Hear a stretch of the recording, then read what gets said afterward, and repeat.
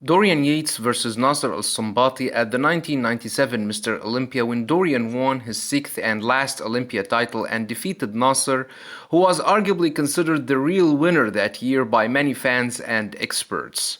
And the reason was that Dorian won with a torn biceps. The injury distorted the symmetry of his physique in the front poses against Nasser, who brought his best version ever that night.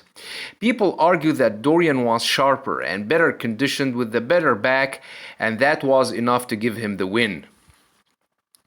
The front double biceps clearly shows the problem Dorian had with his distorted biceps, while Nasser's arms were perfectly proportional and symmetrical. Notice how aesthetic Nasser's V-taper is, with his wide lats, long torso, and narrow waist. Notice the size difference between their arms, and the fact that Nasser also had wide and dense lats along with his tighter midsection, which gives him the more aesthetic and symmetrical pose. Notice how great his quads and calves are, even against Dorian, who was known for having among the best calves ever. The front lat spread shows the width and the density of their lats, which fill the space between the arms and the body itself. Dorian may look a bit sharper and more conditioned in this pose, especially in the chest and the shoulders areas. Now the back poses are those which arguably gave Dorian the edge. The back double biceps was one of Dorian's most powerful poses, with his grainy lats and traps and sharp hamstrings and glutes. Nasser definitely has the better shoulders and arms, but he was not as ripped and didn't have the same level of conditioning that Dorian had in his back and glutes areas. The rear lat spread is another pose worn by Dorian with his wider, denser, and better conditioned back. You can easily notice the difference in size and density between the two, with Dorian having the more shredded glutes. Nasser had the better midsection and the more pleasing physique overall, with his better separated arms, narrow waist, and ripped and symmetrical abs.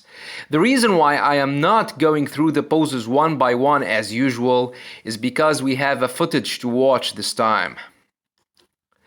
Dorian's bicep was in a horrible shape, and his midsection was bloated with wide waist, which distorted his overall aesthetics.